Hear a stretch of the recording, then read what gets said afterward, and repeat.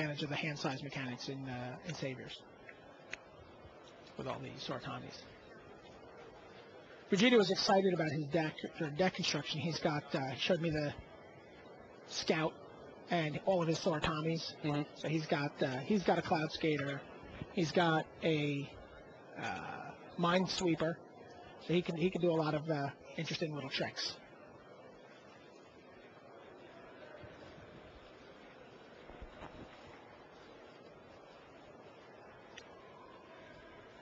So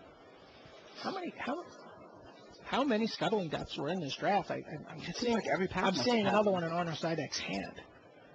So and that was. So that's at least 3. That can be pretty big here. With Flyers, does he have anything to soul shift back? If he plays it. It doesn't look like it. No, he's just got a couple lands in his band. There's some talk on the boards of the Hall of Fame. One interesting thing we've got going on for you guys today that sort of adds some grist to the Hall of Fame mill. I may not be able to eat. I may just have to watch. I may also be skipping lunch. The lunchtime entertainment is Mike Long versus Mark Justice, Pro Tour Paris championship match. Now this from way back in 1997. Have you seen this? I've never seen it. This is what's really exciting about this is one of the, that's oppressive that's overwhelming intellect. That's not oppressive work. That's draws. That's the brain. 5 cards. That's a backbreaking spell. That is a backbreaking spell. Wow. 5 cards and stop the Scuttling Death from which would have killed his Moonfolk, which is his only source of damage right now, getting in for 2 a turn. Wow. So big play. That was a very big play. So going back to the Pro Tour Paris now. Yep. There's a lot of talk about Mike Long. Did he cheat? Didn't he cheat? When did he cheat? And then his ban, which was for a not very exciting infraction. It was a non-sanctioned draft invitational. Yep. That he actually picked up his ban. Which was for 1 month, didn't cost him any events. Now, a lot of the cheats that people talk about, I'm using air quotes here, which you can't see, are rumor. People talk about them, but one of the claims people have always made, Mike Flores will always talk about, Mike Long played 2 lands on tape in Paris in 1 turn. Well, was that again in the finals, or was that against Mark Justice in the finals? Oh, I heard the story was against Jason Gordon. Jason Gordon and Mike Long playing each other. I know, it's crazy. It's a festival of chicanery. The way I've heard the Paris story, they shuffled each other's decks for like an hour. Like the other quarterfinals were done, and they were still shuffling each other's decks. They were so scared of each other. So this rumored double land drop. If it was in the finals, then we can watch for it. This is the first time anyone's going to have a chance to see this. Yeah, this tape has not been shown since it was originally played out. And the game, they weren't broadcast back then, right? That was only for the spectators. No, it was a closed circuit for the spectators that were on So there. no one has seen this other than attendees of Pro Tour Paris. This is a great video. Who did the commentary on that? Oh, the commentary I've heard is bizarre. It's Mark Rosewater and Mark Hernandez, and Mark Hernandez is doing it in both French and English. So occasionally the commentary just starts going into French, because it was one closed circuit and it was in Paris, so they just went back and forth between English and French. It should be all right. I really don't know that I'm going to sit down and eat. I may just grab something off the dessert tray and run back out here. What do you think? Do you think we'll see that, or do you think that's just one of those cases? I don't know. I'm honestly not sure. I want to watch. And this final also has one of the best plays. Like, Mike Long, say what you want about his cheating. The guy could also play. His mental game is probably the best the Pro Tour's ever seen. That's what's kind of heartbreaking. The bluff against Mark Justice. In this finals, there's a game where, in order to go off with his Cadaverous Plume deck, Long has to remove his only Drain Life from the game.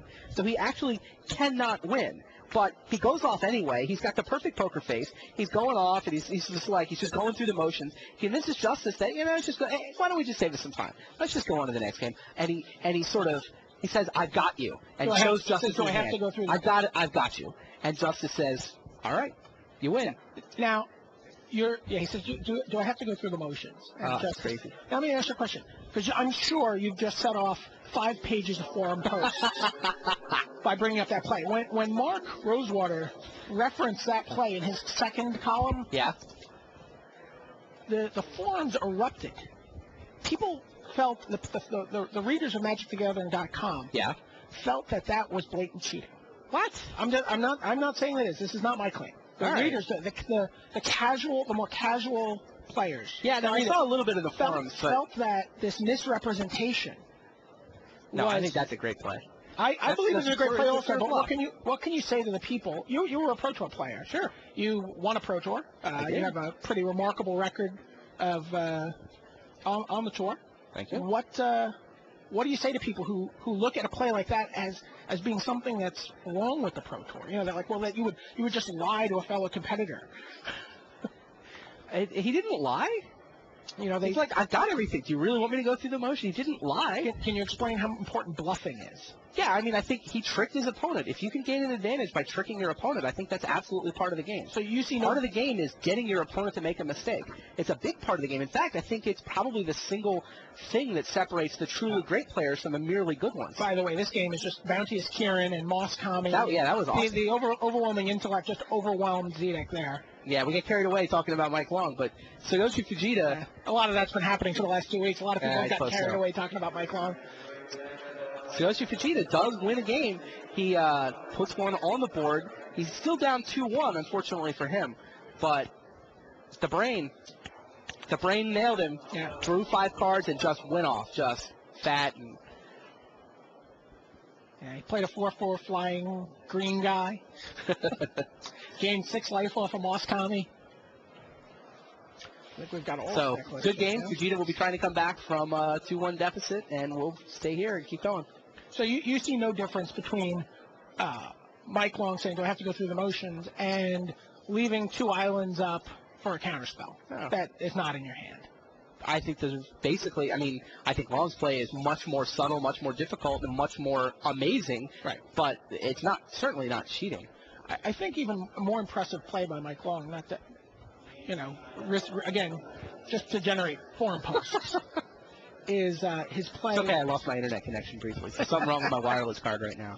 Is his play. I'll get it sorted out. I believe it's against Finkel. Have you heard the Karavex Spite play? Oh, yeah, vaguely. So he knows that was Long, too? Yeah, it was I Long remember also. the story as a Karavex Spike story, but this is a spectacular He knows story. John Finkel is holding memory lapse.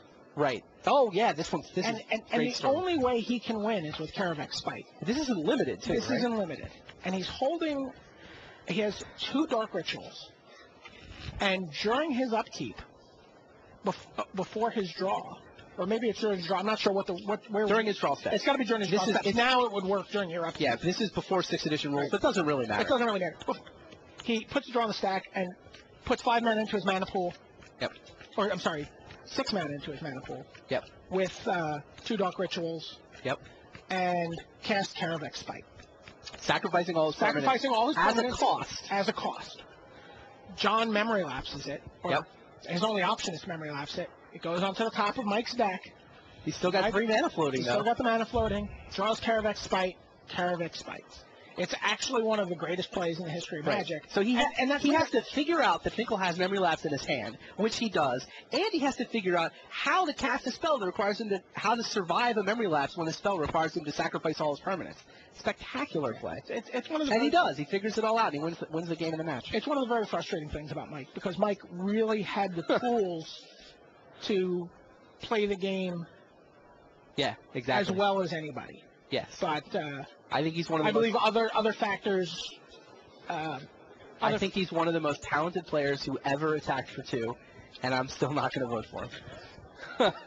I mean, I had experiences with Mike as a tournament organizer and a store owner that were, he created a real drain on your resources. You really needed to sit over him. Yep. And I feel that a lot of people have talked about his contributions to the game. Right.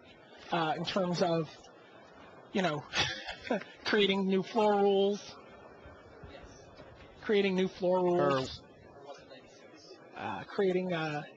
Creating all these new judging procedures, and really sort of honing the judgmentship of the